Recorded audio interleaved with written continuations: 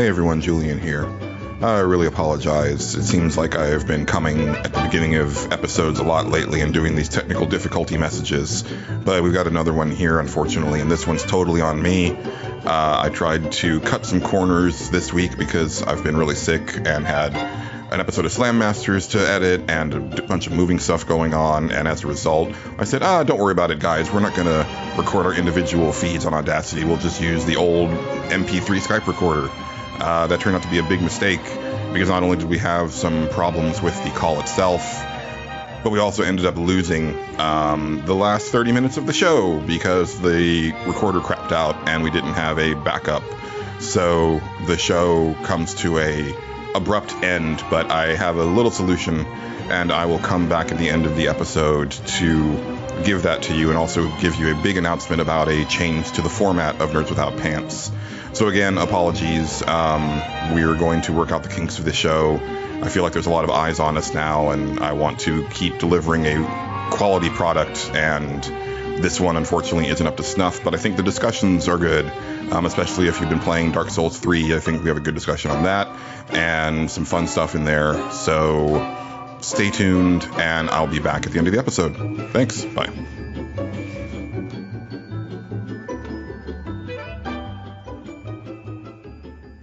This week on NWP. Everybody shut up. The boss is here.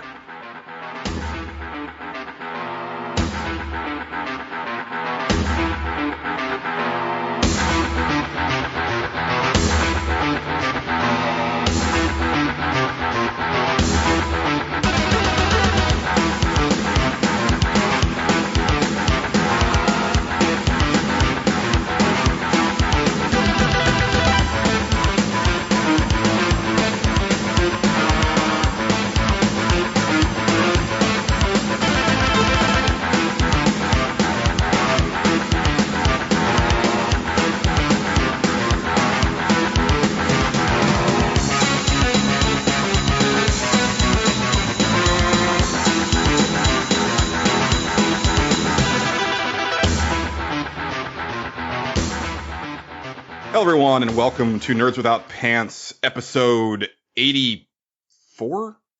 85. It's been a while. It's 85. Whoa. I am Julian, and I'm joined as always by Patrick. What's up? And Angelo. That is a good episode number. It is not a good IQ score. Fair enough. Probably what mine is. And returning champion... Boy. First time on the regular show, but you've heard him on some of our E3 specials. PixlBit site director and budding video game designer, Nick. Hey guys, how's it going? Good. Longtime PixlBit fans will remember Nick from Pixel Talk, and of course writing on that website that we all used to write on, that we don't write on too often anymore, and we all feel really bad about it. Kind of. No, we feel bad. Everybody, like, life happens to everybody all at the same time. Like, all of the regular content contributors to PixelBit, like, you had, like, 15 babies, and Jesse had a baby, and, like, people got married, and, you know, like, I got a new job, and went through, like, a bad, like, breakup, and just a terrible year, and it's like, all of a sudden, it's like, oh, nothing is coming out. It's not for lack of wanting. It's more of just a lack of being able to do it. Too much going on, man. Yeah. Going on. Definitely. So how have you been? I've been alright. I've been busy, tired. Especially lately, but I've been well. I've been mostly staying up till about 2 o'clock in the morning for, I'd say, the past year and a half, doing nonstop work. Between, you know, life and kids and day job and Pixel Cross, which, you know, we'll talk about some more today, but it's been crazy. But I've had time to listen to you guys, you know, at work and stuff, so I've appreciated at least that much content, you know. It's, I think you could look back over the past few pages of content, and it's just all Nerds Without Pants. Yeah, I've been trying to like put a little bit of stuff out there just so I can break it up. It's like, oh wait, we've got a special, and we've got like an episode coming out the week after. I need something like to go between these posts, just so it's just not like the All Nerds Without Pants website. I mean, I did have time to write one review in between the like Nintendo saying, go ahead, you're going to release the game, and the game actually releasing. And, of course, that was Mutant Mud's Super Challenge. And after, geez, how long's PixlBit been around now? 7 years? 7 years of doing this. Finally got quoted by somebody on something. So we showed up in a Mutant Mud's Accolades trailer, which was like, wow, just as I'm about to complete this other major accomplishment in my life, the thing that I set out to have done 7 years ago has finally happened. So it's funny too, because one of the people that works on Mutant Mud is Jules Walsham, who is someone that I know back from my Game Fellas days, because he used to work at Acclaim Austin, and he used to come in all the time and buy games and hang out, and like, he still remembers me. Like, I saw him at one of the E3s that I went to, and we talked for a little bit, and we've kind of talked a little bit here on Twitter, and he also worked on, like, Dementium, The Ward, you know, those games for, like, DS and stuff, and they were trying to get a Kickstarter for a game in the vein of Dementium, and unfortunately it didn't go anywhere, but I just thought that was kind of interesting. Like, oh, I know that guy, because he was retweeting stuff, and I was like, oh, that's a weird bit of synergy right there. Yeah, no, he's a cool guy. I like Jules a lot. I've talked with him on Twitter a number of times. Yeah, and yeah, I like him a lot. He's a nice guy. He's got a good presence online, and you know, very approachable, very very cool guy to talk to. So that's neat. I didn't know that you had actually known him in real life. That's pretty cool. Yeah, he shares my name, but then he pronounces it Jewel. He shortens it to Jules, but he spells it Jools, and I really like that. I want to take it.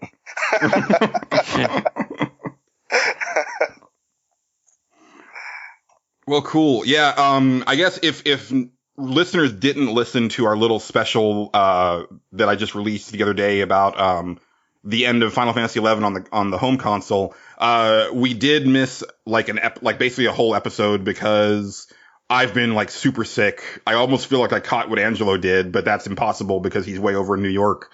But similar type of thing, like really, really bad cold followed by a debilitating cough that's just like completely taking me out of the game. I missed like a whole week of work and am totally behind on moving. Like, I got the keys for my new apartment on April 1st and literally couldn't do anything about it until this past weekend was the first weekend that I actually started moving stuff.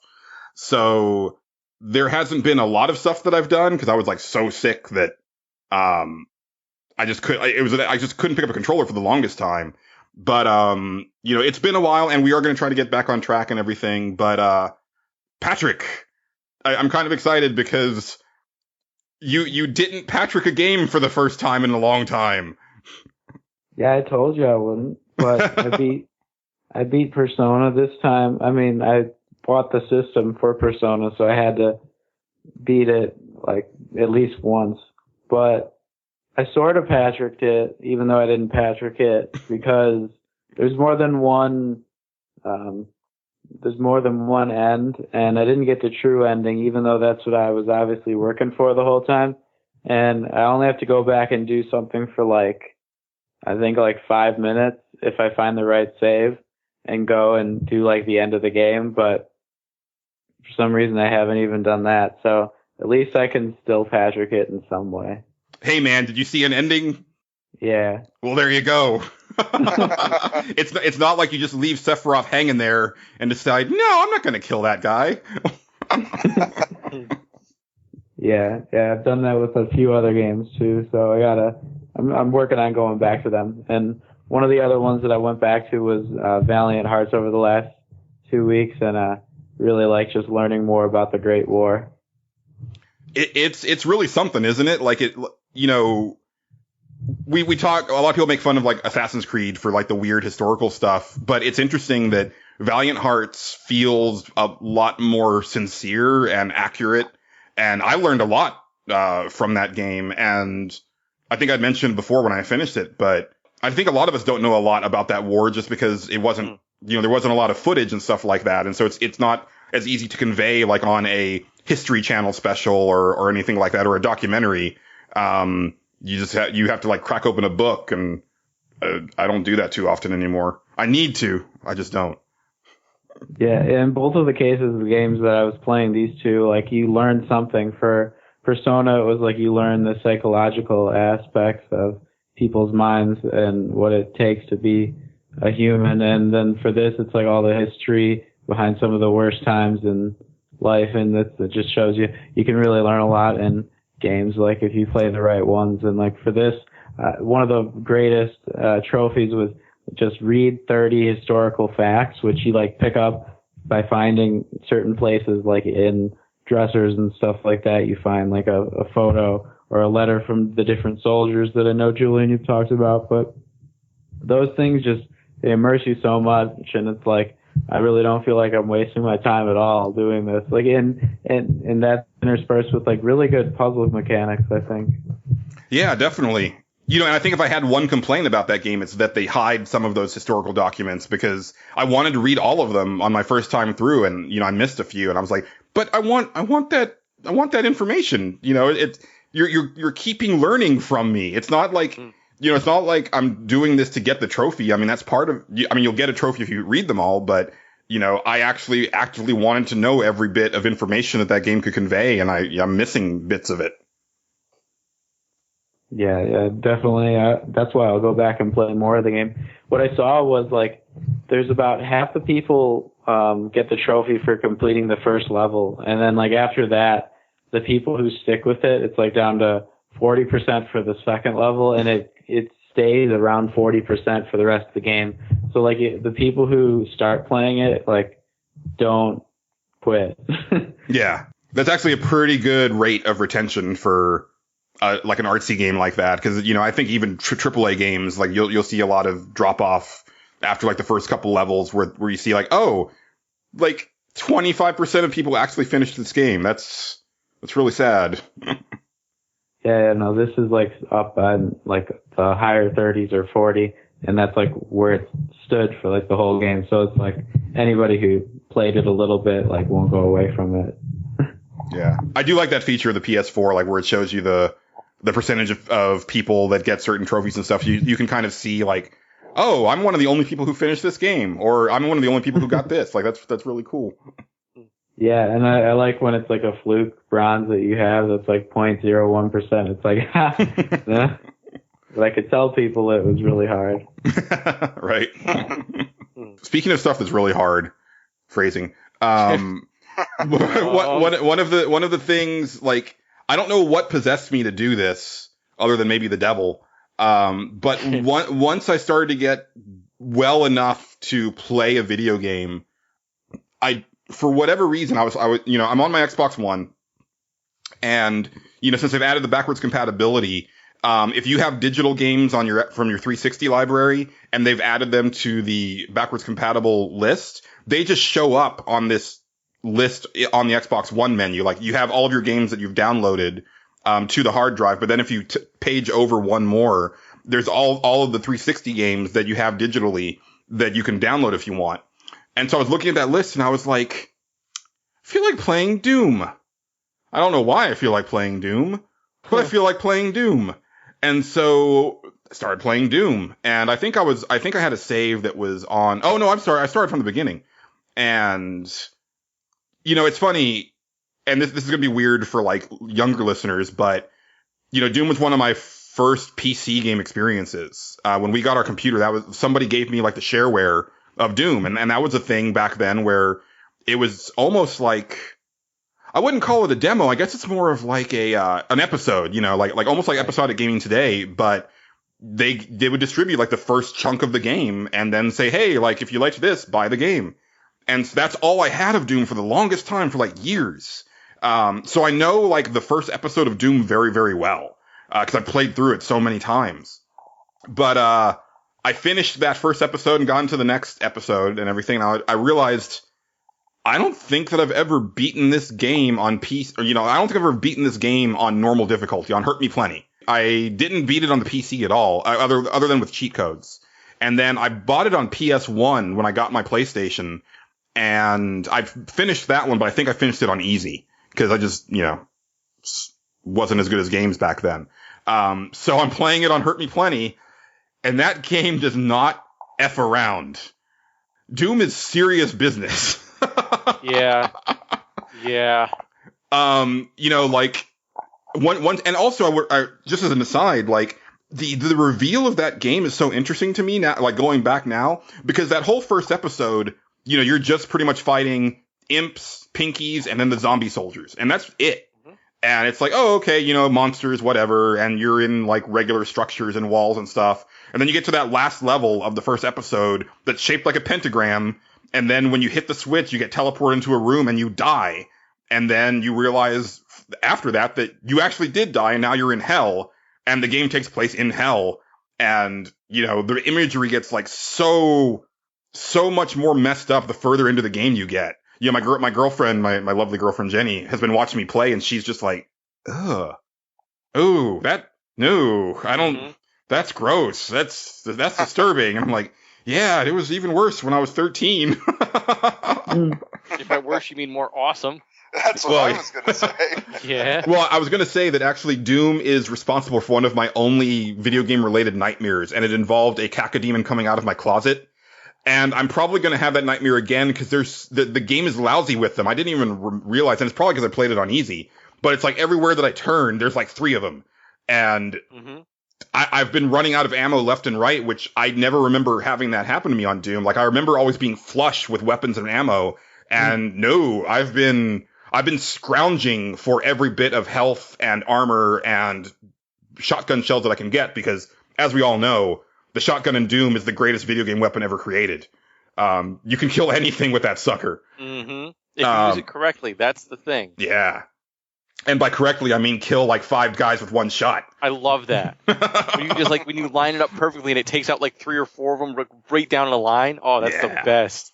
I appreciate not having to aim. I like being able to like snipe guys with a shotgun that are like 50 feet above me because they didn't invent aiming yet. It's a wonderful feeling. The game has no vertical axis. No, and it's wonderful. Nope. It's like once they introduced aiming into first-person shooters, I was like, oh, I can't do this anymore. Well, but then they also invented mouse look at the same time, so it kind of worked. Well, but I didn't experience any of that. Like, I went to like GoldenEye, and then later on, well, Halo a little bit in the store, but like, controller-based aiming, and you skipped Half-Life then? I played Half-Life a little bit. Like probably about 3 or 4 years after the fact, and got totally stuck on it, didn't know what to do, and stopped playing it. And I didn't play Half-Life 2 until the Orange Box, and it was probably like a couple years after the Orange Box came out, and ended up not liking Half-Life 2. I remember I went straight from the original Doom, which, by the way, I mastered that game. I played all 3 chapters on...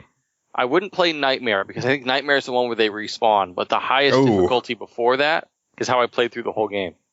And I freaking loved it. That's insane. I bet you to this day. Well, I don't know, because no, you know what? I sat at a computer recently and I tried to do the old, because remember, back when you played that on a PC, no mouse, it was all keyboard. So you like held Alt to strafe. It was real weird.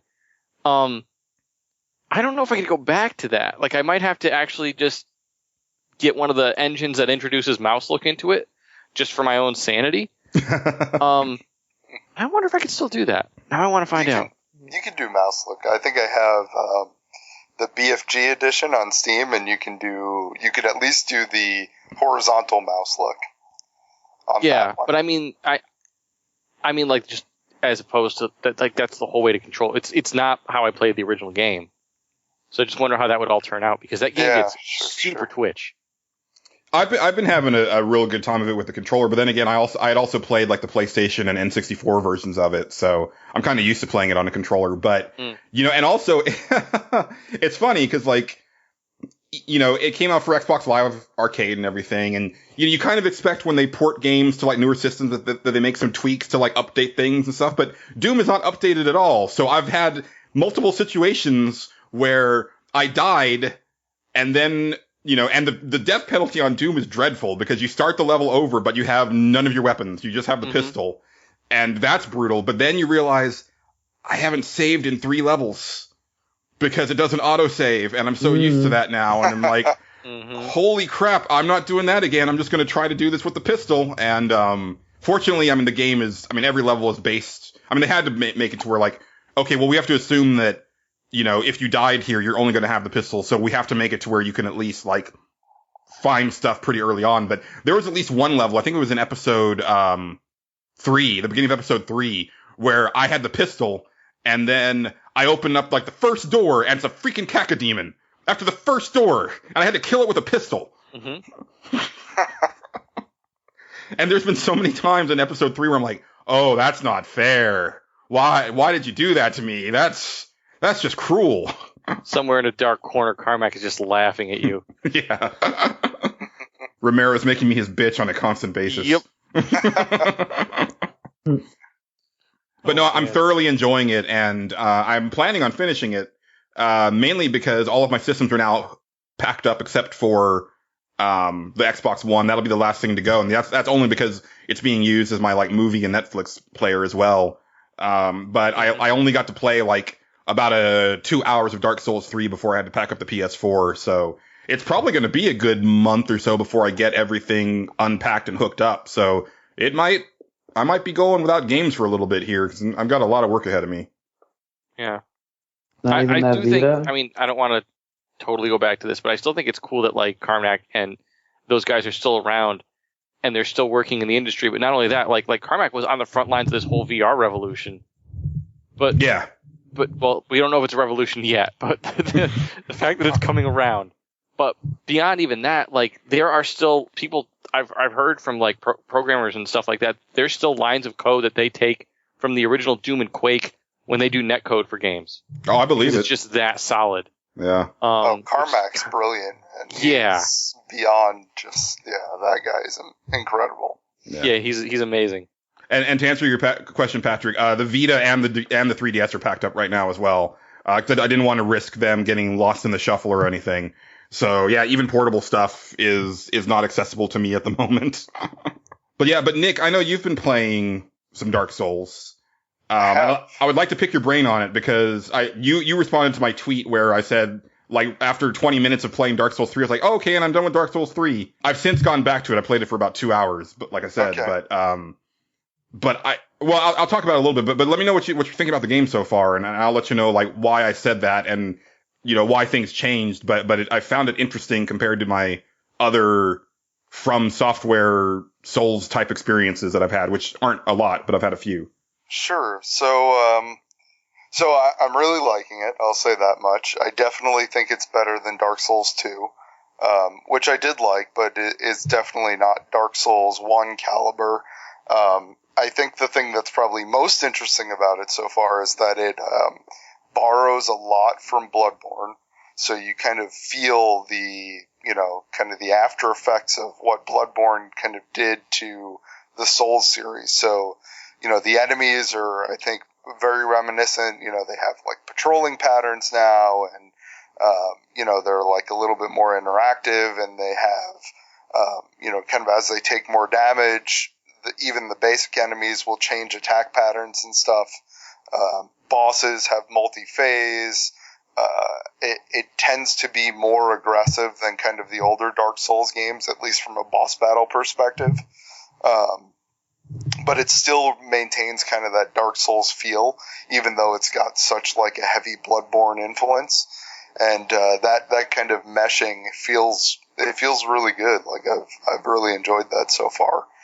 So I think the thing that I'm curious to know from your end is what boss were you getting stuck on? Was it the very first one where you pull the sword out of the guy, or was it?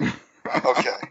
Yeah, and that was the thing. And so I guess to preface it, I played about 16, 17 hours of Demon's Souls that was actually like one of the first features I ever wrote for PixlBit, like back when I started, was my Demon Souls travel log. And I think I took to that game really well. You know, people have been talking about how tough it was and everything, and I was like, no, if you just kind of slow down, you're not trying to run around like like other action games, and just kind of pace yourself and pay attention.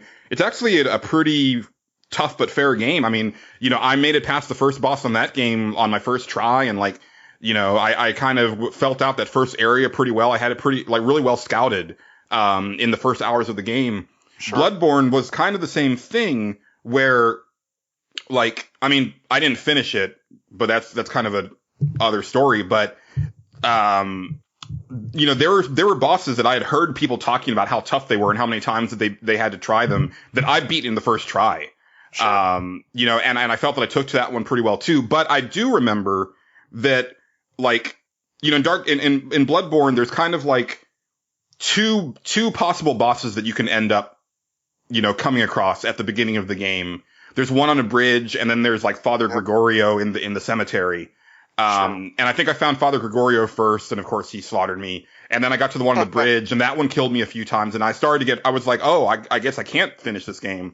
And then, I did finish I beat the one on the bridge. And that was a similar situation here. It was actually almost the exact same experience, but the difference for me on Dark Souls 3 was that I hit that wall really fast. We're talking 20 minutes, because I don't know if this is true later on, Nick, but it feels like the areas have less room to branch off to, because, on Bloodborne, you can go through quite a bit of that first area before you encounter either of those bosses. And then it gives you time to kind of get into the groove of the game. You can find more items. You can't level up until after you beat one of those bosses, but you can still get a feel for the mechanics and everything, where Dark Souls 3, I literally okay, I killed all these early guys, they were fine, nice and easy. And then all of a sudden there's this boss that just obliterates me 7 times in a row. And I'm like, okay, I guess that's it for me. And then I kind of remembered it's a very similar fight to that one on the bridge in Bloodborne, where it's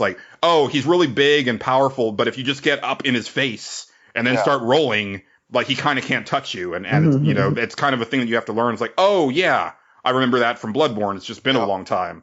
So I went a little further than that, but it was just interesting to me that I hit that wall way faster than Bloodborne. Yeah. So, I mean, I'm actually surprised to hear you say that, because I think, at least among the Souls community, it's pretty widely felt that the intro to Bloodborne is pretty brutal. The very starting part where you're kind of dealing with the roving patrols down that alleyway, and then there's the big bonfire in the middle, and you're kind of having to navigate around all of that crap, and you find Quasimodo guy banging on the door, and right. It's a kind of a harrowing trial to get to that first lantern in Bloodborne.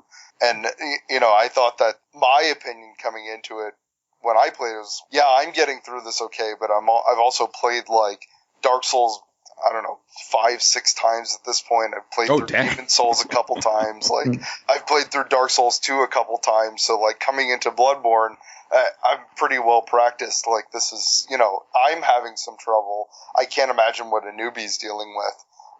I think Dark Souls 3 kind of did something similar, because they put that boss fight right at the beginning. And what I liked about it was that it kind of gave you the how are the bonfires made background, because you take the sword and then you put it in the fire and it makes the bonfire inside the new Firelink Shrine, which is much more like the Nexus from Demon Souls. But they front-loaded that boss, which if you're not really familiar with the mechanics of the game and stuff, you're going to get your ass kicked. Oh, yeah.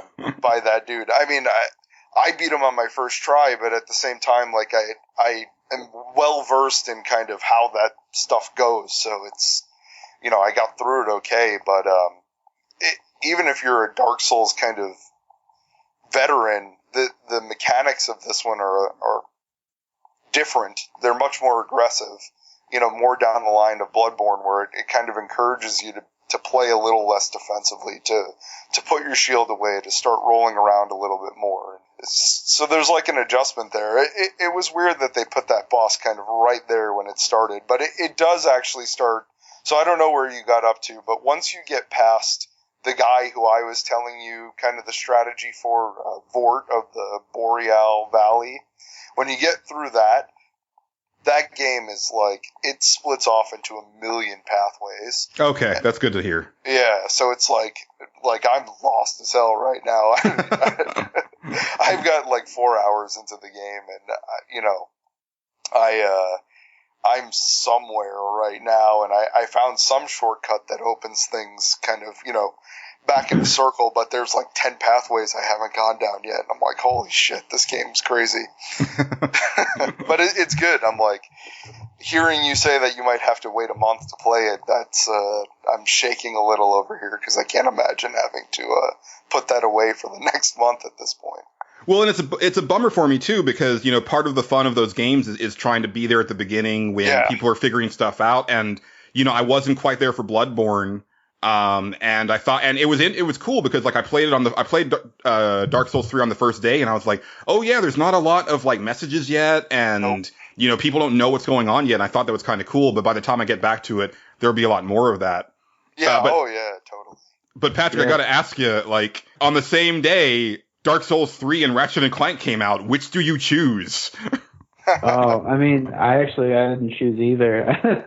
I've got so much to do already right now, like with school and stuff. I can't even think about playing a game like that until summer at least. So I didn't pick either of them up yet, but I was going to say that Nikki described perfectly the beginning of Bloodborne. That was like my real initiation into the Souls franchises, even though it's not a Souls game. I beat the first boss in Demon Souls, but put it away. But after that, getting to the first lamp, like you were talking about in Bloodborne, it felt so special, and I won't ever forget that opening moment. It was so hard to just beat a regular character, I thought. And when I had come full swing and beaten the whole game and stuff, and was just looking at Dark Souls 3, I was awestruck by how the rolling mechanic looked really quick, just like Bloodborne, and a lot of the way that the guys swing at you was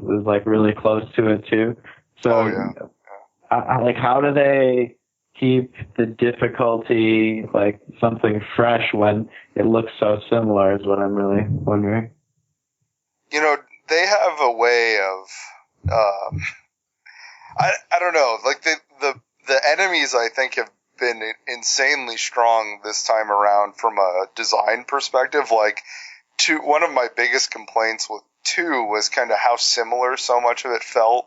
The enemies, just so much of the game felt like, small tweaks on the Dark Souls 1 formula. But this time, the stuff that they lifted from Bloodborne that makes the enemies still interesting here is kind of that dynamic nature of them, where they have, so there's one guy that you'll come across, and he carries around this big stone pestle and mortar thing in his hands, and he's got a big wooden plank on his back, and he comes at you with that thing, and his initial attack structure is to just swing that thing, big heavy swing, and then he has this pretty slow recovery period where you can get 2 or 3 hits in, but then as you start knocking his health down, he throws the thing at you, and he takes out a machete, and he goes from this kind of hulking slow guy to a really fast guy who's rushing you with this 2-handed machete thing that even if you block it incurs blood loss. So it's one of those things where they've done a lot of cool things with kind of changing the way the enemies are from kind of your traditional Souls games, Demons, Dark, and Dark Souls 2.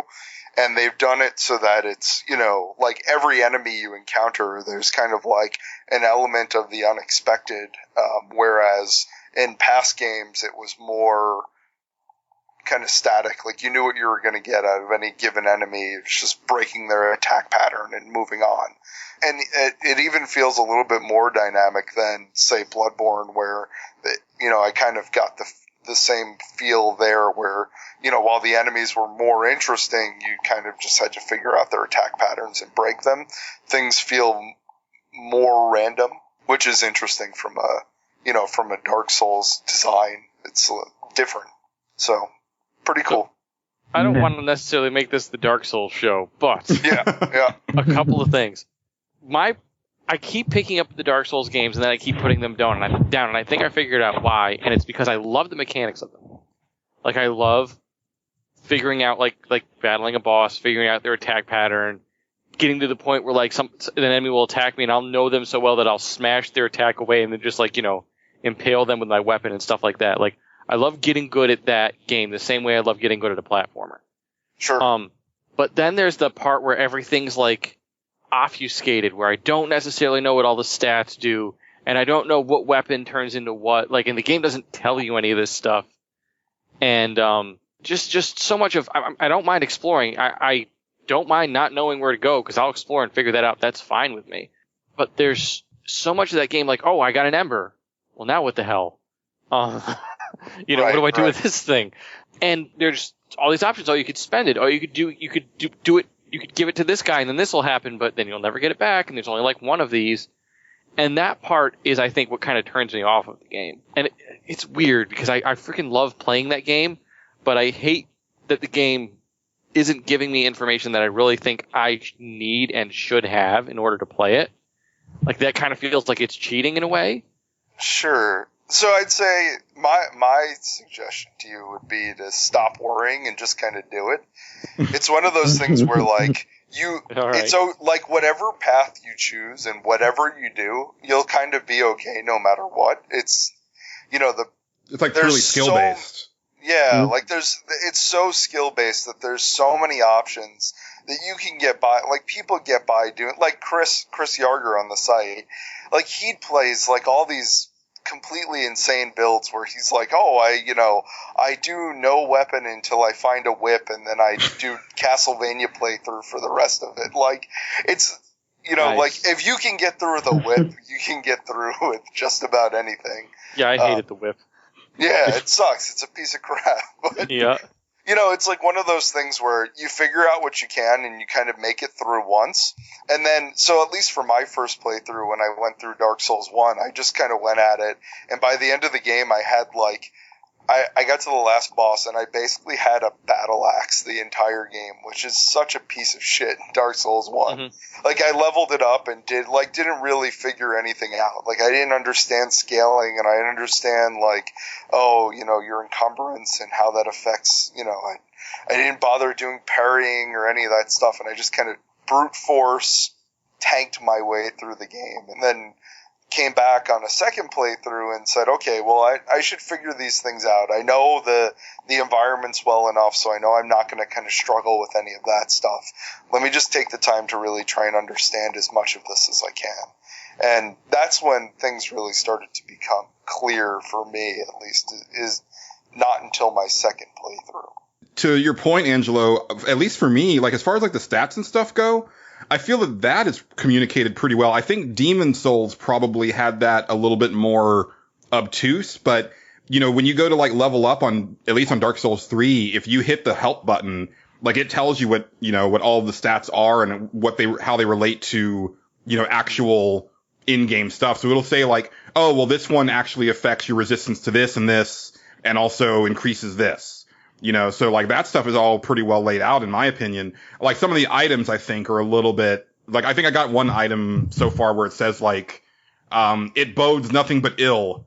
And that's all it says. And it's like, well, I probably don't want to use that, but I have no idea what it does, and I kind of want to try, but I know that, like, the way those Souls games are, it's like, if I do use this thing and it like bones my game, it could bone my game for like the rest of time, because it might keep me from getting some great weapon or meeting some character that I'm supposed to meet. And in that way, it's almost like the old Silent Hill games where there was I think in Silent Hill 1 through 3, there was always an item that you could use at any time, but you had to only use it at one specific time. And if you had already used it by the time you got to that crucial part, then it had huge, impact on the ending, because like you would actually lose one of the main characters, or like something really bad would happen. I mean, if anything, I think the biggest problem is the investment's high.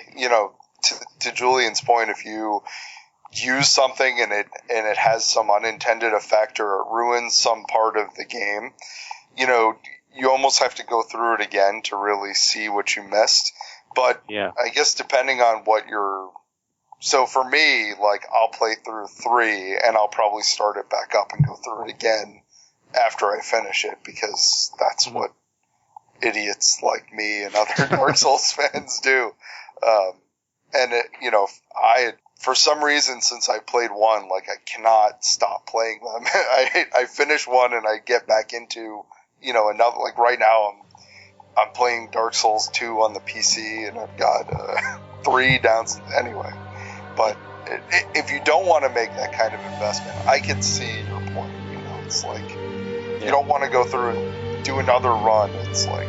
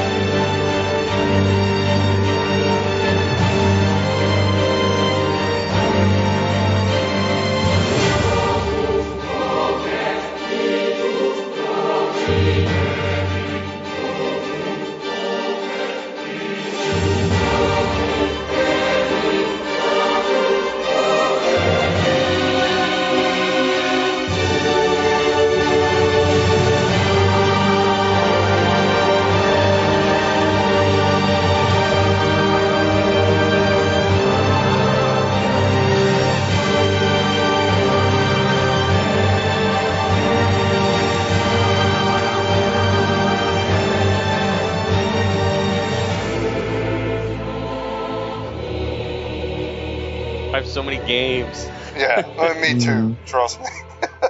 Speaking, and did any of you guys try Salt and Sanctuary just out of curiosity? I was going to, but it was coming out so close to Dark Souls that I didn't want to do it. But also, it's supposed to come out on Vita. Oh, so yeah. I'm waiting. I'm waiting for that and Darkest Dungeon on the Vita because I want to play both of those games. Darkest Dungeon looks really good. Yeah, it does. Yeah, the one I've been playing on the Vita is actually Final Fantasy VI. I've been booting that one up for the first 2 hours or so in the game for the last couple of weeks. Oh, there you go. That's a good one. I'm surprised that you're jumping into another RPG so soon. But also, I would just like to say as a quick aside, Nick DeMola reviewed Demon Souls back in 2009 and only gave it 3 stars. This is true. What? How did that happen? Hated that game when I played it. Hated it. I mean, coming off of playing so many games that were so hack and slashy for, basically the entire PS2 generation, and then get to that, man, I was just getting my ass kicked, and I, was having such a hard time grasping the fact that you have to be defensive. You can't just, rush in and swing your weapon like a jackass. Yeah. Baldur's Gate to that. Well, and I remember one of Nick's first comments on my little travelogue thing was like, "Oh, I didn't like this game at all," blah blah blah. And then years later, he's like, "Well, as you see, yeah, I've played through all of these 18 times." I have a damn Dark Souls tattoo on my arm at this point. So. No, really? Yeah. I have a Arturius and Sif tattoo on my arm. Oh, Sif is really cool though. Yeah, Sif would make a really good tattoo. Yeah. So. That is where I'm at now. It actually got retweeted by the Dark Souls the game Twitter account. I got a bajillion retweets and likes or whatever. So nice. Anyway. Cool. Well, Patrick, how is Final Fantasy VI finding you, or how are you finding it?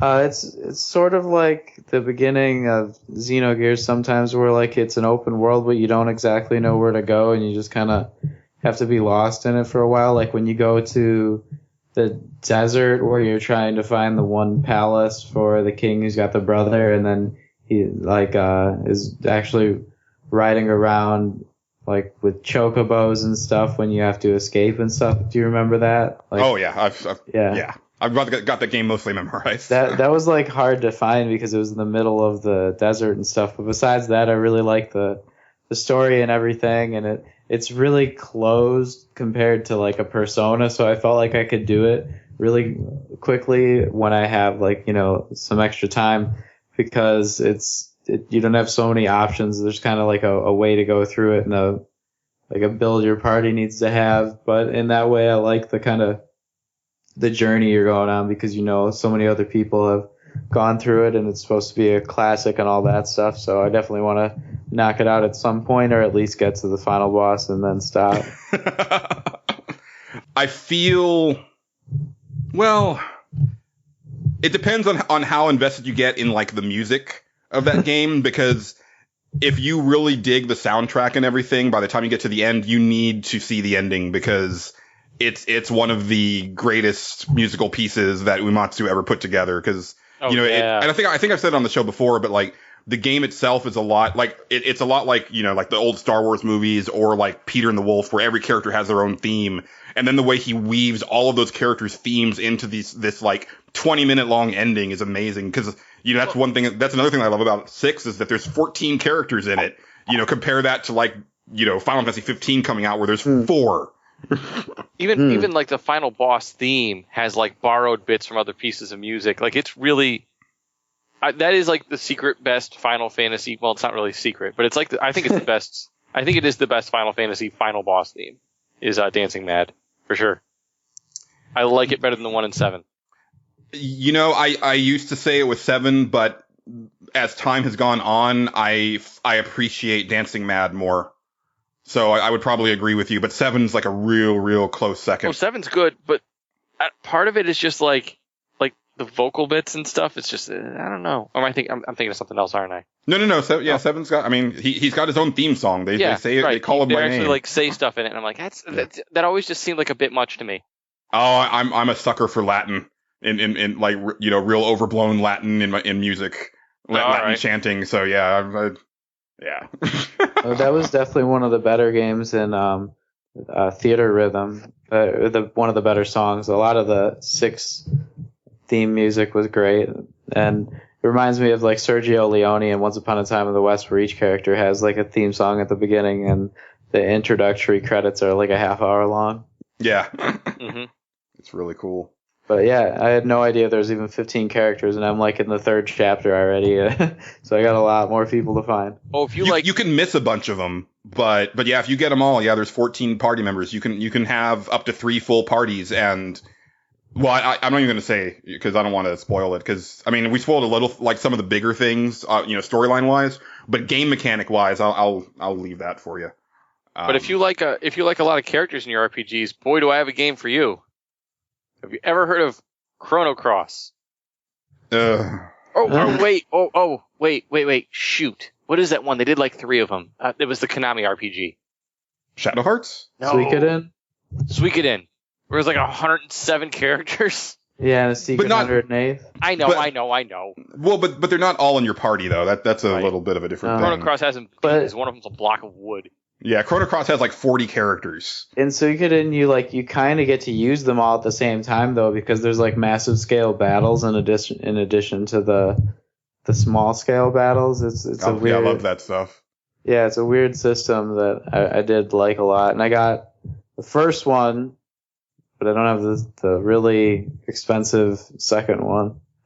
Yeah, they released that on the PlayStation Network in Japan, and I'm a little upset that they never did it here in America, because I have not played Suikoden 2 in ages, and I own Suikoden 1 for PlayStation. I still have the disc. Mm-hmm, me too. Yeah, I need to just play one of them. I have not played a single one yet. Oh man, I'd say 2 is the best, but I like the first 3, very well, and then it seemed like the series really dropped off after that point. 3 isn't hard to get a hold of, and it's not terribly expensive either, from what I see. 3 is good. It's just you have to like retread territory a lot. Like you see the same environments throughout the entire game because you're going through the perspective of 3 different characters, and it takes place kind of all in the same kingdom. So you're kind of treading over the same pathways a lot. So it's Saga Frontier is what you're telling me? No, because it's good. I set you up for that one. Well, Angelo, we haven't heard too much from you so far this episode. I know that you had mentioned a little bit last time that we recorded, but your YouTube rabbit hole, I think, has gone deeper. I have a real problem with YouTube, but one little bit of news first, and this is very interesting. So, my wife picked up on her own. I think it's called Fantasy Life. I don't know if you guys have heard of that. Oh yeah, I bought that for my friend Shanna. Yep. Jess has been down that rabbit hole for a long time. Yeah. Well, my wife loves it. She's already finished like I think 3 characters or 3 lives or whatever it is. I don't really understand how it works, but I guess you pick a character and like finish their life or whatever, then you do another one or something like that. So I said, hey, and she played the crap out of Bravely Default. I said, Bravely Default 2 is coming out. She's like, oh yeah? I said, yeah. So it's out this week. So she ordered that on Amazon. And then I saw on Twitter, there's like some things I follow that every once in a while they'll tweet out gaming deals, and I saw the DS version of Chrono Trigger, which is probably like the definitive one, unless you want to pay $150 for the original cartridge. That's the one to get. And I said, hey honey, you would love this. And I showed her some video, and I like kind of told her a little bit about it, so she ordered that. And then they both came in today, and she's playing Fantasy Life. I said, hey honey, you know what happened? She goes, what? I said, you got a backlog. Dun, dun, dun. Like, shut up. I said, you're a gamer now. Don't say that, you'll scare her off. Game that I had played that I said, oh yeah, here, you can play this now. So now she's got 3 games in her backlog. I kind of love it. Well done, sir. Yeah. Nice. And she bought me a Mega Man amiibo, which is, or no, it's actually a Rockman amiibo because it's the Japanese one. But go on. That's the way that the creator of Backloggers Anonymous rolls. That's right.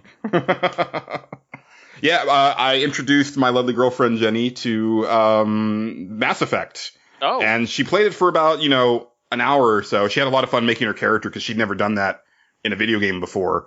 And I know she wants to play more of it, but I've been packing up and everything, so she hasn't had much time, but she's expressed interest in wanting to go back to it. But she also tried out Thief a little bit, and she really likes that too because I let her try that one because her favorite parts of the Tomb Raider games was the stealth stuff, and I was like, you'd probably like this Thief game. I haven't played it yet, but from what I understand, like this is probably up your alley. And yeah, she's really liked what she's played of that one too. So yeah, she's on her way as well. She sounds pretty cool. I'm a proud papa. Yeah. Oh man. So let's see. I think I just mentioned that. But yeah, there was the YouTube hole, and man, oh man. So I don't even know where to start, but like one of the first things is I've been just over the course of time like screwing around with creating like a YouTube playlist of music, and I was just going through there one day to like kind of clean it up and find new videos and get the best versions of things. And about 2 seconds in, I was like, wait, how long is this thing that I've just been gradually adding to my favorites? And it's 580 songs that I have on there. So that's been a bit of work. And I was like, well, okay, we'll do that. And then halfway through, I was like, I don't like the quality of some of these, which are like the tracks from the original Age of Wonders, which I owned. So I got my copy of the game, popped the disc in, went through the files, found the sound files, extracted them using Winamp, turned them into waves, ran them through Audacity to clean them up, turned them back into waves, used Windows Media Player to make videos of them, put them on YouTube. I have a problem. That's pretty awesome, actually. Like, yeah. I remember, a couple years ago, you had actually like edited together your first video, like your first music video. And I was actually envious of that because I want to learn some of that stuff. But that's pretty cool. I'm sure it's on YouTube now. But like I remember after playing Beyond Good and Evil, which is like one of my favorite soundtracks of like that generation. I was like, man, like there's no soundtrack for this game, and I wish that I could find it. I wish that I knew how to rip the music out of this thing. But now I can probably just find the whole thing on YouTube, and I probably should do that. So it was actually really easy to find them in that game because that game is pretty old, and it just used a format that I just had to find the right program to read it, and it ended up being old school Winamp could actually read those files for some reason. So I found myself old school Winamp and just used that to turn them into waves. And that was it. Nice. So that was kind of funny. And you can still download Winamp, as it turns out. It's still out there somewhere. And when you boot it up, it still says it really whips the llama's ass. That Red Book audio is where it's at, though, son. Yeah, Red Book is pretty sweet. Get those PlayStation games and just put them in your CD player and go. Oh man, yeah. Even Yellow Book wasn't too shabby. It just sounded a little bit compressed, but it wasn't bad. Whatever format this was in, though, sounded really compressed, and there was no fixing it. Like, I just was able to kind of mostly amplify it a little bit on some of the tracks where it was real bad, but ugh.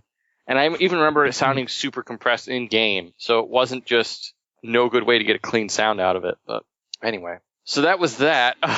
Then, I kept following my train of, when I was sick, I was watching a bunch of video games like that I was just never going to play, like friggin' Blue Stinger and Hybrid Heaven. Just the weirdest games.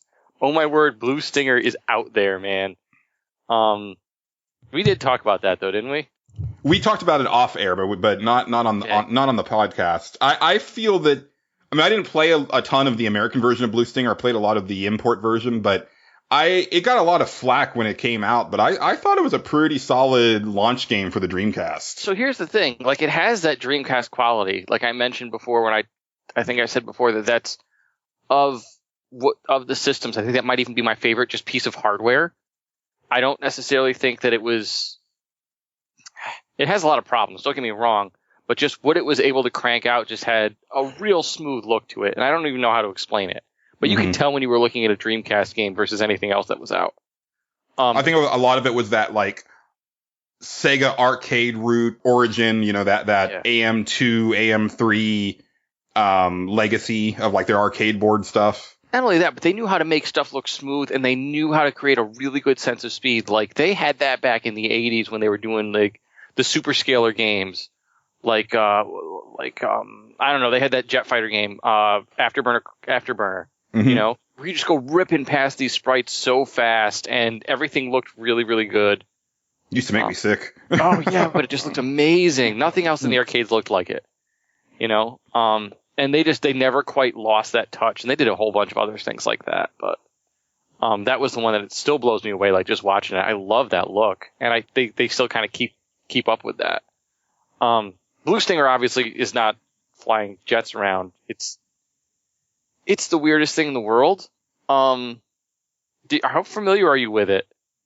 I played a good portion of it. I mean, I remember, like, the weird, like, super friendly convenience store stuff that was in there, and it's a super colorful game for it being, because it's kind of, survival horror-ish, but at the same time, it's like super oversaturated with its color palette, and it's got, like, if I remember correctly, it's got, like, some Muzak in there. Like, yep. It you could almost say that it's like a precursor to the original, what was that zombie game from Capcom? Dead Rising. Dead Rising. Sure. Yeah. Yep. It has some of that in there. I don't know how much of it's intentional. It's real hard to tell because it's also Sega. And Sega just, like, they're Sega. Like, listen to the soundtrack of freaking Jet Set Radio or whatever the Jet Radio one was with the birthday cake song on it and all that stuff. Like, they just sometimes do weird stuff with their audio. But it's a survival horror game where these zombies are, like, tearing people apart, but then you shoot somebody with a shotgun and, like, candy comes flying out of them. These coins go everywhere. I don't know what they're doing. And then there's that blue alien thing. Oh, that was one thing too. When I was, like, having the fever moments, that thing. So there's this one part where, like, its face changes, like, spoilers for this stupid, really old game. And it looks like all of a sudden evil for a second. And then, like, I don't know, I was in and out of sleep, so I'm like, did I really see that? So I rewound on the video, and, like, I saw it again, and I was like, okay, yeah, that's nightmare fuel. And then the overall plot, like, I'm just going to spoil this, because I'm sure you guys are not going to play it. I don't even have a Dreamcast anymore. Okay. I might be getting one again, in the near future, but I probably won't be buying Blue Stinger with it. Unless you want to watch the weirdness unfold for yourself. Like, the plot is this asteroid crashed to the same spot where the asteroid... there's an asteroid that crashed on the same exact spot. The asteroid crashed that killed all the dinosaurs however million years ago. And over the course of the game, you realize, you have to... The blue spirit that's, like, following you around is the spirit of the asteroid that crashed in, and you have to like open up this gate between the two of them so that they'll combine. And then the other thing turns into this one big bad thing, and the blue thing fought the big bad thing. And then an alien came out and flew away. So basically what happened is... It turned into Xenosaga. Basically, yeah. You had... Some aliens were having space sex, and like seriously, you had an egg, and the thing that makes a baby going into the egg, and they got interrupted. And they both got very angry. That is the plot of that game. So it should have been called Blue Ball Stinger, is what you're telling me? Oh, Japan, never change. Oh my gosh. Yeah, that was amazing. And then Hybrid Heaven, which is like if pro wrestling were actually a form of combat, this would be how we all fought. Hybrid Heaven, I thought, was a really cool idea. Sure. That was on the wrong system. It also seemed really slow. Like, that was another problem with it. But I understand, because it's pro wrestling, that it is kind of slow. Well, but it's also N64, and I just, like, for me, personally, I just feel like a lot of N64 games just felt a little slow. You know, like even the better ones, I felt, like, chugged a little bit, just as far as, like, character movement and stuff like that. It did seem like a PlayStation game, though. Thought so? Just because that's where all the weird stuff was. Oh, yeah, I'll give you that, yeah. And that's the thing is that I think it probably would have been a better game, but also more well received if it had been on the PlayStation. I think it would have had a better audience. But I mean, just this guy is walking around like this alien base, and then he meets an alien. What do? They square off, and they put each other in like full Nelsons, and like give each other pile drivers. It's amazing. Yeah, I mean, you're just telling me that it sounds like the precursor to the best game ever made, which is Saints Row 3. Yeah, you might be right about that. Oh, man. What else did I find? I found that remember how we talked about Apoligies? Yes. There was apparently an NES version of that. It is not an official NES version of that, but an NES version of that somehow existed and was made by some Chinese company somewhere and sold somewhere. And there's some videos of it on YouTube. It's an abomination. But I wonder if it's the same company that produced the NES version of Street Fighter back in the day. Oh, I only ever saw screenshots of it in EGM, and I was like, "There's a Street Fighter for NES?" And then I wanted it really badly because all I had was an NES. Yeah. There's an NES version of Teenage Mutant Ninja Turtles Tournament Fighter, which I didn't know about, and that just sounds like a bad idea. It's a different game. All three of the Tournament Fighters were like vastly different games. Yeah, that's true. But it wasn't terrible. I played it. I actually rented it for my Nintendo because, again, that's all I had.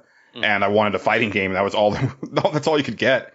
And it was all right. And I was as a huge Ninja Turtles fan, they had some real deep cuts on the roster. And I was like, wow, they put that character in here. That's crazy.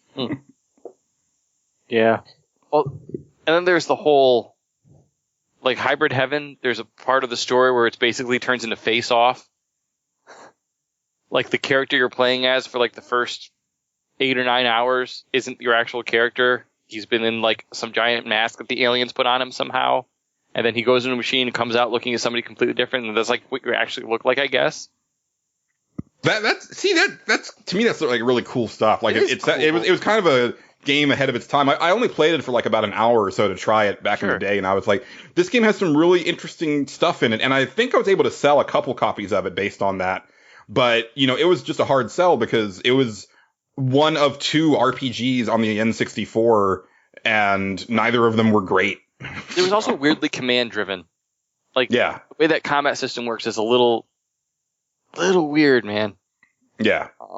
And that was the whole thing of the Hybrid Heaven, was that they were trying to mash, all these different game styles together. Yeah, into this it was like a little Parasite package. Eve, a little pro wrestling, and a little, I don't know, X-Files on speed. Which all sounds fantastic. Yeah, actually. Play that. Yeah, but when I had the 64, I didn't even know that RPGs were a genre until I got my PlayStation 2, and then that's when I played Final Fantasy VII, obviously. Well, you didn't miss anything, Patrick. All you missed out on was Hybrid Heaven and Quest 64. And oh yeah, I played Quest 64 for a second and just tried to forget about it. Yeah. Yeah. Well, they had Paper Mario. Paper Mario was all right. Oh yeah, okay, yeah, that's true. Who was the developer for Quest 64? I never even played that. I don't remember. They I don't think they did much. The only thing worse than Quest 64 is Quest for Game Boy Color. It wasn't Camelot, was it? I wanted to say Camelot, but I feel like that can't be right because Camelot made really good games. They did. But it might have been, actually. It might have been Camelot. Imagineer. I just looked it up because... Okay. That's right, because we're all on the internet, and we should have just done that. Well, the moment we bring fact-checking into Nerds Without Pants is the moment that we lose the whole plot. Yeah, I Fair can't enough. be on this show anymore. Yeah. Sponsored by Audio... what is it? No, I don't remember. I was going to try to do the fake promo thing. We'll start doing commercials. Could splice it in later, Mr. Editor. Yeah. These people have done nothing good. Oh. Are you looking up their and Nick reviewed them all. Well, tell me some of their quality products, Nick. I don't even know what to pick out because they're like ports of other games from like, the place you should play them onto, systems you shouldn't play them on, like SimCity 2000 on the SNES. Who wants to play that on their SNES? Not me. No. The Or original Game worked out Boy all right. ports of games like, oh god, terrible. They did Wetrix. I like that game. That's probably the only one. Wetrix was pretty good. That was like a real original like puzzle game in a time when everybody was just trying to do Tetris. Yeah. Yeah. So they've got one. Yeah. What else? Real quick, I got two more things. I checked out like the Capcom 1940 series, like 1940, 1941. 41 was the first one. And then it was like 42, 43, and then it was 40, and then it was 44, which is kind of weird. So they did a 40XX. They did do a 40XX as well. I'm not sure where that one falls in, honestly. I own 1942, and having looked at them all now, I still think that's my favorite one because it has a real unique system where you actually have health. You have one life, but you have health. And when you die, it's an arcade game, so you could put in a quarter and just pick up immediately there. Or if you're like me, you start at the beginning of the level again because that's how you want to play it. But you can, if you know you're going to take a hit, you can push a button to cash in that hit and basically use it as a bomb and do damage to all the enemies on the screen. Which is kind of neat. And it makes you think a little bit. Also, if you do really well in levels, you might get extra health. Like you might get like an extra hit point, which is kind of cool. And that was when they started getting kind of crazy with the bosses, but they weren't too crazy just yet. Like 1944, it's all hanging out at that point. They're just like, hey, you're fighting this giant thing with like wings in places where it doesn't even make any sort of sense. And, pieces are falling off of it, but somehow it's still in the air. And 1944 also, oddly enough, had them straight up almost ripping off ZZ Top's Lagrange in one of the levels for the music. Which it's one of those deals where it's just far enough away from how the song actually sounds for them to avoid copyright infringement. Which should really make me angry, but instead I kind of think it's awesome. I don't know. Well, correct me if I'm wrong, but wasn't like the music licensing stuff like way looser back then, where they could kind of get away with that stuff? Because I feel like there was a time where, like growing up, where there was like I consumed a lot of media where they just threw stuff in and it was like whatever, and now that stuff can't be reproduced because now they would have to get all of this, right, all of these licensing deals to get it, put together. Like I remember, apparently the thing that kept Daria from coming on DVD for the longest time was the soundtrack. Mm-hmm. And so eventually what they just did is they removed all of the licensed music from the show. So there's parts sometimes where they're referring to music on the radio that isn't playing. Yeah, they had to do the same thing with Beavis and Butthead. They had to take out all the music video segments. Yeah. Which, as it turns out, makes the show just not work. Right. Which is kind of funny. Yeah, and I think that's also one of the reasons why we had why we couldn't get the Mother games over here was because at the time they were released, I want to say the copyright laws were either different in Japan or we were so far separated that they weren't really concerned with each other at that point. So they were straight up like ripping samples out of music, like Beatles stuff, that now would just get them the crap suit out of them. So right, interesting, but yeah. I was trying to play like a top-down shooter like you were playing, Angelo, not necessarily 1940 anything, but like I went back to Galaga and nice, but not like the old Galaga like you're thinking, which I like to play anytime I'm in an arcade. I was trying to play the Championship Edition Galaga. That's like it's basically like the Pac-Man Championship Edition, except they did the same thing with Galaga, and it makes it awesome. But I wanted to play it with my new arcade stick because fight sticks with those kind of games are amazing. You know, moving your ship to the side with it and shooting with an actual button instead of, you know, like a trigger is great. But how could you make your game not compatible with a fight stick? That's what Galaga Championship Edition is.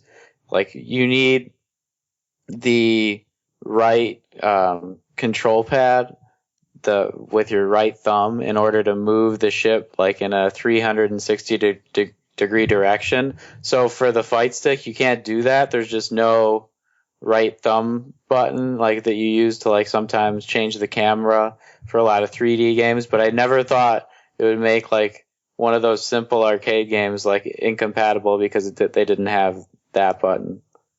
Well, that sounds more of just because of the change in mechanics they made for that version, but I'm sure you could play like old Galaga with it like fine and like, you know, I bet it'd be great for Pac-Man Champion Edition DX. I bet it'd be perfect for that. It is. I immediately went to that and was like just as happy or more happy because that's like still one of my favorite games of like the last generation. God, it's so freaking good. Yeah. That's cool. Yeah, I hadn't even thought about that because you know, and actually when Angelo was bringing up the 1940 games, you know, once I get my place set up, I'm going to be playing some of my older games because for the first time in years, I'll be able to hook up like the PS2 and the PS1 and stuff. And I was like, oh yeah, I've got those Capcom arcade classics for PS2 and it's got all that stuff on there, you know, and I had only scratched the surface of them when I bought them. So, you know, that'd be a fun time for sure. Angelo, well, was there something else you had? I had one last thing before we move on to talking about Nick's foray into game design. Well, yes. One of the other games I stumbled upon was a little Neo Geo gem called Sengoku 2. I think I had mentioned this before the show. Yeah. It is what you would get if you had a very, very talented programmer who had the worst ADD and was probably doing drugs. Except it's like a really fun combat game. Like a lot of times the enemies take one hit. Basically, you're like some sort of a samurai warrior, as you should be in any good video game, able to carve things in half with a single slice of your sword. And you end up just hopping through like time and space on planet Earth trying to stop like some sort of evil emperor or whatever. But in most of those games, like, you know, Turtles in Time, you play through an entire level, and then at the end of the level, you go to a different, you know, place or time or whatever. In this one, you will play one place in time for maybe about 5 minutes, and then boom, you're on the back of a horse running through a forest somewhere, chopping off people's heads. And then boom, you're on a street in New York City, and thugs are coming, but you've got a sword, and they're in a lot of trouble. But then they all turn into demons, and oh my word, I've never seen anything so insane in my life. It's weird because a lot of times if you're watching a brawler, they're not as entertaining to watch like somebody else play because it's just here's a belt that basically scrolls by with all these punching bags on them, and you just punch these people. But this is a whole nother level. So maybe check that one out. It's Sengoku 2.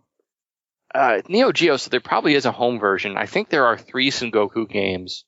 I mean, anything that was released in the arcade would have a home version because that was the whole point. Yeah, no, that was the whole point. But I know some of them had like radically different home and arcade versions, and I wanted to say this one, the Sengoku series, is pretty much 1-to-1. Yeah. It's interesting too because like, you know, there was a time when like the SNK arcade games had variety, and then at some point they just turned into a fighting game company, and that's all that they released. It was for a while, towards the end, it was like King of Fighters and Metal Slug, and that was all that they made. Also Samurai Showdown, but they didn't make as many of those. They only made like 3 or 4, didn't they? Yeah, it was like 4. I mean, King of Fighters was like almost annual at a point. Well, they started putting years at the end, so yeah. Yeah. They were basically annualizing it before that was the thing to do. But didn't they do King of Fighters 98? Yeah, I feel like, I mean, I'm not an SNK fighter guy, but I feel that 98 is the one that is everybody's go-to. Mm-hmm. Yeah. How do you differentiate those, though? Or is anybody even that into them here where we would be able to tell? But, like, is it just basically like Street Fighter where it's like some of the characters don't make an appearance on the next one? Or is it like the whole mechanics change from one year to another? I mean, definitely roster changing, but yeah, I know the mechanics would change, pretty greatly from game to game. And I mean, I'm sure there's a pretty hardcore scene for them still. I liked the look of those games, and I did like the whole like 3-member teams in the King of Fighters games. I thought that was really cool, and also the fact that the way that series started was them kind of like mashing a bunch of the other SNK fighting games into one, where it's like, oh, here's like Art of Fighting guys along with Fatal Fury guys and, what have you. And I always wish they'd gone whole hog and been like, oh, here's some guys from, Power Blade. Was it Power Blade? It wasn't Power Blade. World Heroes. Mm-hmm. And, here's some guys from Samurai Shodown, but they never went that far with it. And I wish they had. It feels like an opportunity missed. I think they wanted to keep like some of it separate because it'd be like, yeah, rationally, these guys could just split the other ones in half, but dude, stop! You're throwing fireballs. Yeah, just go for it. Maybe in 14. We'll see. At this point, it seems like it would be a wise decision to like throw some other characters in. Like, get crazy with it. Put the guy in from Metal Slug and put like one of the players from Baseball 2020. Mm-hmm. Like the futuristic baseball game. That was pretty cool. If they're going to put the guy in from Metal Slug, they need to put in a way to make him fat. Because that was maybe one of the best things that they did in that game. Did you ever see that? That and the zombie version, too. The zombie version was pretty cool, but the fat one, I don't know why the fat one I loved so much. I thought that was the best idea ever. A guy with a baseball bat, though, in a fighting game, it sounds far-fetched, but it's really not. Like, if you ever play the Persona fighting game for PS3, like one of the best characters like has a baseball bat, and it's the same style like drawing as King of Fighters. So I think they could definitely. I don't even know what character that is because it's from a different Persona game than 4. But he's so good. I mean, there's not one but 2 baseball bat wielding characters from Capcom fighting games. Mm-hmm. There's one from Rival Schools and one from the Street Fighter EX series. I think Frank West also counts, doesn't he? Doesn't he have a move where he has a baseball bat? Probably. He has a move where he has just about one of everything. Probably. Barbed wire. Yeah. So, Angelo, you went down that YouTube rabbit hole, while I went down a rabbit hole of a different nature, which was the Fast and the Furious rabbit hole. Oh, God. I'm not so sure about that one. I've been threatening this on the podcast for a while because I mentioned, there were 2 reasons that I wanted to watch all these movies. I've never seen any of them. One was that it's been my well-publicized dream of seeing The Rock versus Jason Statham in a movie, and I needed to get to that point. Because as I've said on the podcast multiple times, I'll probably never get my Final Fight movie starring The Rock as Mayor Mike Hagar and Jason Statham as Rolento, but at least I can see them battle it out on Fast and the Furious. Dominic Toretto. You don't know me. You're about to. But the other thing was that I needed to understand how this movie franchise went from illegal street racing to driving cars out of planes and like taking on tanks with cars. Now, it's very plausible. I've seen 6 of the 7. I was hoping to see all 7 before we recorded, but unfortunately I haven't. But that means I just get multiple Statham sightings out of this franchise because we're going to get a Statham sighting here. Deal is the deal. Rule number 1. Rules are meant to be broken. Not mine.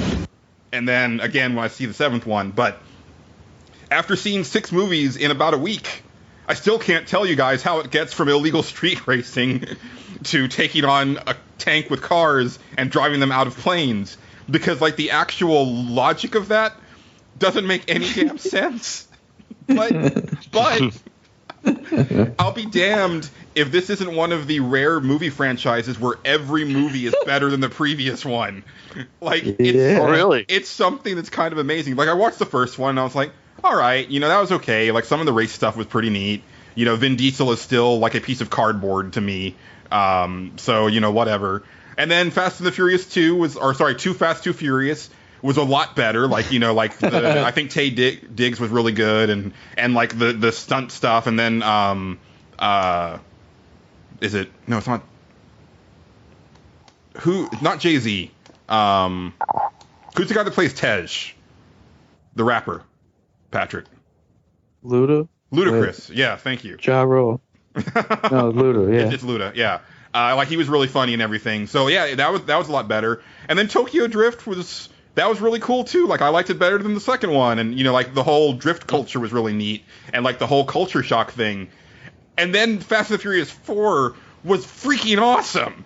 And it just, like, kept escalating from there. Like, every movie got better and better. And I was that's the whole thing. I don't know if they necessarily get better so much as they just escalate. You know what I mean? But in the best possible ways. Okay. Yeah. Bigger explosions, more These aren't jumping. really like this is not going to be anybody's classic film. You know what I mean? Vin Diesel jumps out of a car over an overpass in the 5th movie and catches someone in midair. It's freaking awesome. I'd watch that. Yeah, I think it got relaunched at the 4th one, so that's why it got big again. Like what you said was like the 4th one got awesome, and I think that's because like they signed him up for like a big long-term deal after he went away for like XXX and stuff like that, and then came back after Tokyo Drift. Well, yeah, it's a weird thing too, because like you could kind of see, because I mean, Fast and the Furious I remember it did well, right? But then they did the second one, and like, well, Vin Diesel didn't want to do it, so they could only get Paul Walker. And then the third one, it started to almost feel like it was going into like straight to movie or straight to DVD territory, because no one was in it. Like Vin Diesel has a cameo right at the very end, but the whole cast is completely different. And it's like, oh well, they're just trying to like basically cash in on this name. But in the 4th one, there's like oh no, we've actually got lore now. We've got this weird convoluted timeline that we're going to like work in here, because like a character dies at the end of like the Tokyo Drift, but then he's in the next 3 movies because they're all prequels. All right, and unfortunately that does it for this episode of Nerds Without Pants. That's about the time that we lost it, which is a shame because we lost what I feel was some of the best stuff in the episode. I talked a little bit more about Fast and the Furious, but then Nick went into some real great detail about developing his first game, Pixel Cross, which is a P-Cross game that he just recently released on the Nintendo Wii U eShop. And maybe it's for the best that stuff got lost, because he had some pretty choice words about working with Nintendo, which was really interesting and weird to hear, knowing what a huge Nintendo fan Nick is in his personal life. I'm hoping that maybe we'll get him back on in a couple months or so, and he can maybe rehash some of that stuff and talk a little bit more about the reception of the game. And I recommend that everybody go check it out if you have a Wii U. He was featured on the store, but the reception hasn't been as great as he would like. So, go give it a shot. Let him know what you think. And he's going to be releasing it on Steam relatively soon. So maybe we'll have him on when that happens, and he can talk about the whole process, and we'll get that actually on record officially.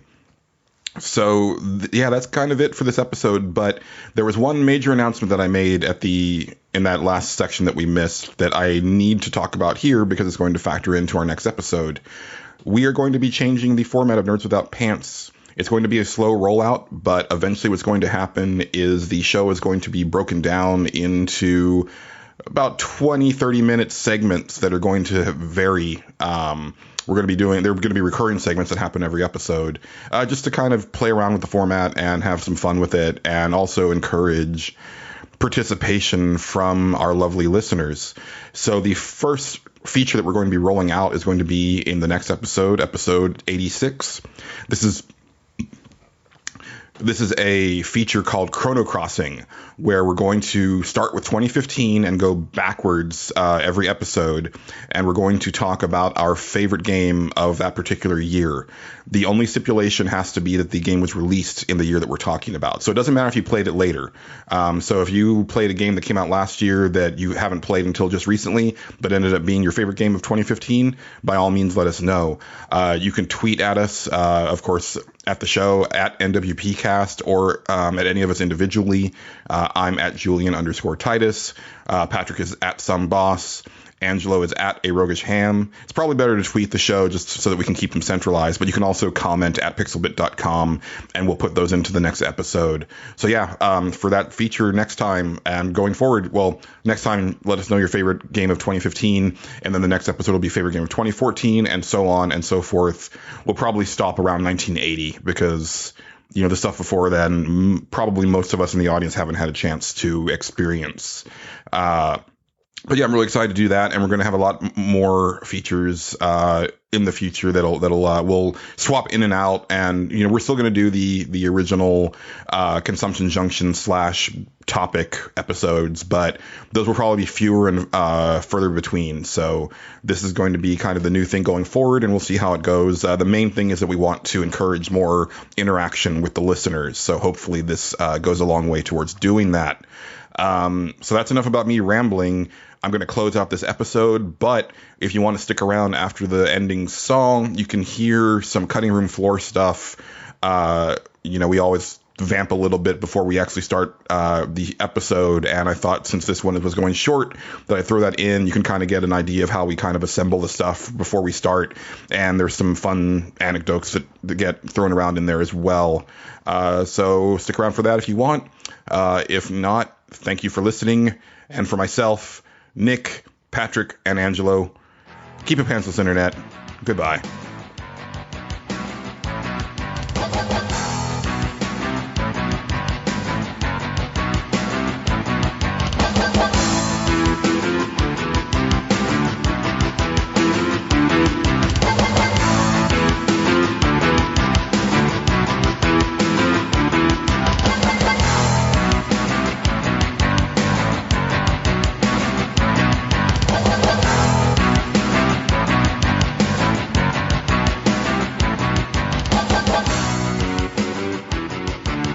Yep. The problem. That reminds me, and I'm going to mention this. I've been like slowly putting together a playlist of just like random, like YouTube music, and then I went like last weekend I was stuck home or something, like taking care of my wife. I think I mentioned this to you guys in the site chat, and I was like, you know, I'm going to hit this playlist and actually like make it look good, and then just make it visible to the public. It's 580 songs because I'm insane. And because I'm not insane enough, I went through and didn't like the quality of some of them from games I owned. So I figured out how to rip the audio myself. Oh my god. So now I've posted like the original Age of Wonders. I've reposted the entire soundtrack. That is dedication, man. No, I'm insane. This isn't dedication. This is an actual problem. You're doing God's work, Angelo. Maybe. Preservation. Preservation. Yes. We'll go with that. Yes. Someone needs to document it. I'll be doing a lot of preservation in the new apartment. I'm really stoked about finally getting all of my games displayed for the first time in a decade. And there's so many more of them at this point. Like, when you get them all out, that is the best feeling. I remember when I first moved into my house and we set up the whole, game room and the shelves, and I'm like, man, this is sweet. Yeah. And I've heard the stories of your collection. Like, I'm actually a little disappointed in mine. I thought I had more games, and then when I was packing them and I was counting, I was like, oh, I don't really have nearly as many as I thought I did. So there's that. But most of this, I would say I don't have too many stinkers in my collection just because, well, a lot of them I haven't played, but I pretty well know what I like, and I have gotten rid of some of the stinkers, like Bullet Witch. Oh man, that game's terrible. There's nothing good about that game. There's nothing.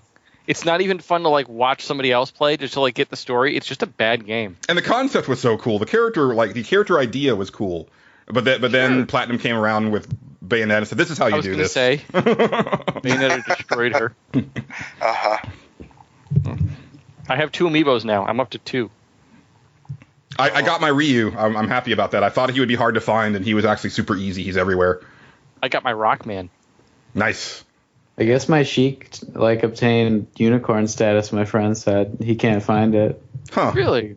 Yeah. I see Sheik not anymore. I don't see it all the time these days, but I used to see Sheik all the time before like the new waves started coming out, like around the time that like the Mario Party ones came out. That's when I started to notice her less. But even up till then, I was still, finding that one every once in a while. Now it's like $30 online. Wow. Yeah. Crazy. I'm just glad that I got Little Mac, Mega Man, and Ryu. Those are like the main ones that I want. And of course, I want Cloud when they do that one, because they're supposed to do all the characters that appear in Super Smash Brothers. So, Oh, that's one thing, is that I am going, like, it's not going to be displayed this way, but I'm going to get all of the Final Fantasy stuff together and take one picture so that people can see the depth of my sickness. I'm just going to take pictures of the mainline games, because offshoots, that gets into a whole other. It probably wouldn't fit in the frame, but mainline games and all the re-releases and stuff that I've bought over the years, might do a picture just for all the versions of Final Fantasy IV. Damn. Yeah, that's one thing.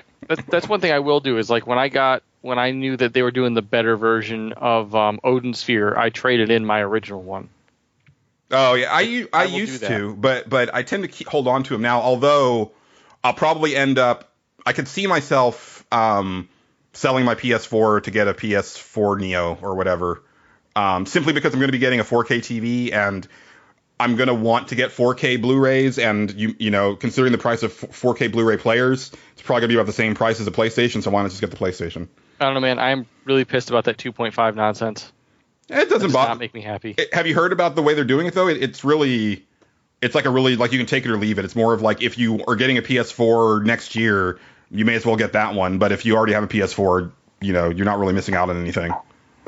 Well, I don't have a 4K TV, so I don't think it's going to matter one way or the other. Yeah, there you go.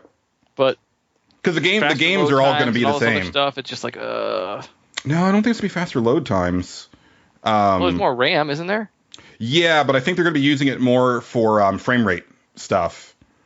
I wouldn't say I'm a frame rate snob, but it does matter to me. It doesn't matter to some people, but for me it helps. It helps, like, with immersion and stuff. I can't tell with frame rate. I absolutely can. Yeah, I really can see. If you look 30 and then 60 back to back, you'll definitely tell the difference. But I can't. Yeah. I don't know. It's one of those things where, depending on the game, it's not as bad. Certain games it helps a lot, and certain games I'm like, eh. Yeah. I think if I played BioShock, the original BioShock, like, in 60 frames per second, it would have been twice as scary. I seriously think that. Yeah, I guess the only games that I know of for sure that run in 60 because I've been told that they do are like the Souls games and like the Call of Duty games. But for me, it's like they feel like video games. Like, the Souls games are actually 30. Are they? Yeah, 3 is 60 on PC. Oh, okay. But on all the consoles, they all run 30. Oh, I remember what it was. It was that they changed it to 60 on the PC for Dark Souls 2, and then that messed everything up because they had animations locked to the frame rate. Right. So when that's where they I was getting confused. Unlocked it and let it go up to 60, characters were like falling through ladders and crap. It was pretty amazing. And like weapons were degrading at like double the speed and stuff like that. It was all sorts of craziness. Yeah. Now that I've made a game, I know exactly why those things happen. Oh, the frame rate in oh my gosh, yeah, in the puzzle game. Yeah, well, it's more about the like how you handle keyframes. So like if you do like events on enter keyframe and you say do X thing on enter keyframe, if suddenly now that's instead of executing 30 times a second, it's executing 60 times a second, yeah, you get really fucked up doing that. I can see it. So it'd be like, oh hey, we're gonna put a tripwire here, and then now there's 5 of them. The math is all screwed up. It's all right. So I wrote down just a couple things that I have to talk about. because I was sick, so there wasn't really much to go about. I want to talk about playing Doom because I feel like I need to, and then my Fast and Furious rabbit hole, because that's really all that I've done. I feel like it's too late for me to get Batman versus Superman off my chest, so I'm not even gonna bother. Patrick, what do you have? I'm just trying to get an idea of like, you know. Well, I didn't get Batman 50 yet. I had to order it because they were sold out when I went in. So can't talk about that. But I beat Persona and got the normal ending, like because of doing something stupid. I could talk about that. I'm gonna put did not Patrick Persona. I didn't get the true ending though, which I could go back and get really easily, but I don't know if I ever will. Well, I mean, you finished an RPG, so that's you know, that's something to laud. Especially one that's that big. Yeah. So I did that. I got MLB The Show, and it's like the beginning of baseball season, but I know we're like biased against sports stuff here. It's not FIFA, so. So I like baseball, so that we could actually have a conversation about. Yeah, I don't know. How the Yankees are already disappointing me. Oh, don't feel bad. The Mets aren't doing any better. Yeah. Yeah, and I got Matt Harvey too for 2 of my teams for fantasy baseball, so I really want the Mets to do well. Me too. Me too. Yeah. But I played Valiant Hearts again, and I got a. Oh, okay. I played it for like a whole night one night, and I got pretty far, and also inspired me to buy a calligraphy pen. Did you finish it or no? Okay. It's pretty long. Yeah. Little long. Yeah. It's long for a short game. Yeah. That's a good. Yeah, I'd say that's especially because like in some of the later levels, like you just end up dying a lot because of those like shells and stuff like that, and you know, like the hit detection isn't what I feel. I feel like the hit detection sometimes with that stuff is not the best. It's like wait, I wasn't there. Why am I dead? Right. So yeah, those things, and I guess I've been studying a lot, and I don't know, read a book. That's it. All right, Angelo. I don't know what I want to talk about necessarily. Like I mentioned a whole bunch of stuff earlier, but there are 2 things I have to talk about. Like one's kind of a bit of news because I want to save to get a reaction on the show because it's kind of hilarious. Okay. I might talk about me making the playlist thing. I don't know. Your arcade rabbit hole? Yeah, we could do the arcade rabbit hole thing. But that kind of includes so much stuff. Like that's Hybrid Heaven, and that's the music, and that's Blue Stinger, and that's the board games I found out about, and the one I backed on Kickstarter. Or how about YouTube rabbit hole? Because I can actually talk about that a little bit because I fell into that while I was sick.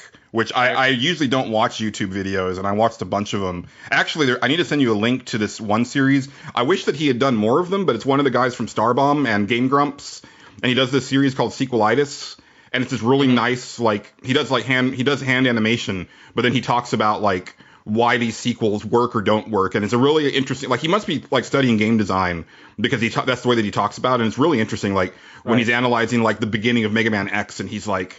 It tells you everything you need to know in that one level. It's going to blow your fucking mind. When I get to it, it's going to blow your fucking mind. Yeah, I remember that when they were talking about like how much thought they put into the first level of the original Super Mario Brothers. Yeah. Like that's amazing to listen to. So. Okay. So we'll do YouTube Rabbit Hole, which includes a whole lot of stuff, really. Okay.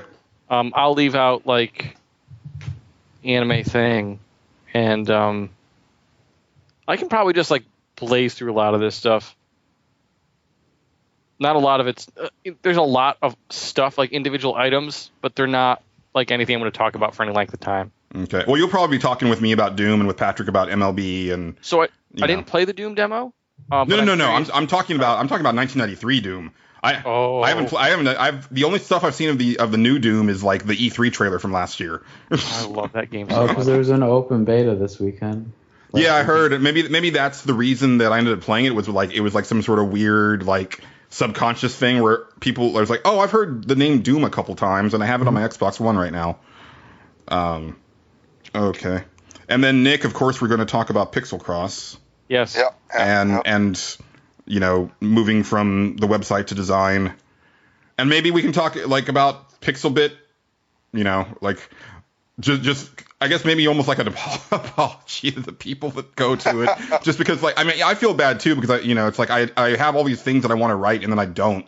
I've been making an effort to try to like I did the Final Fantasy piece and I did that review, but I also have a piece that I want to write this week if I have time about how Hardcore Henry exposes everything that's wrong with video games today.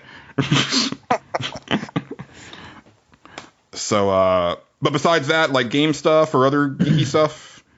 I mean, I'd say, so probably interesting, I did mod my Wii U and put a Nintendo on there, which lets you play GameCube ROMs. Ooh.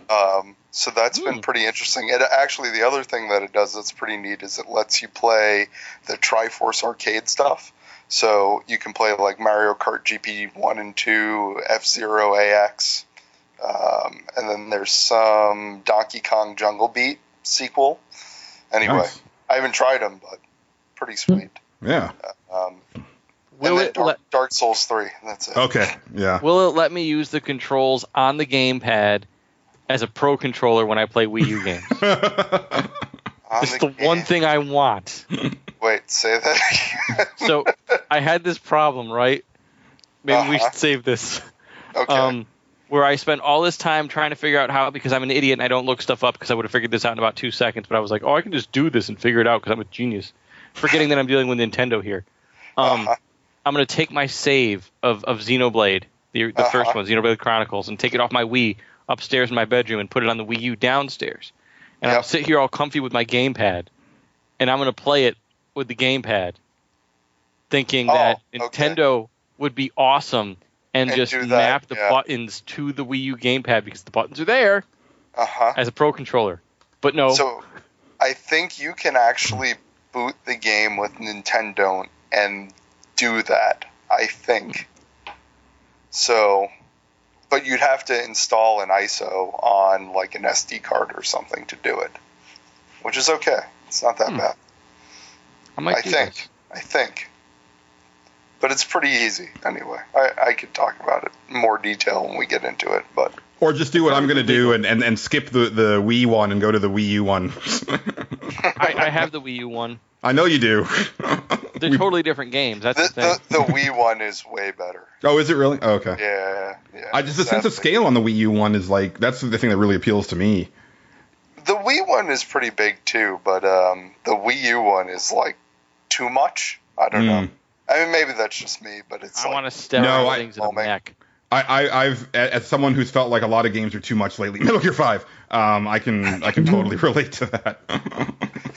Not enough. All right, well, let's get this party started then.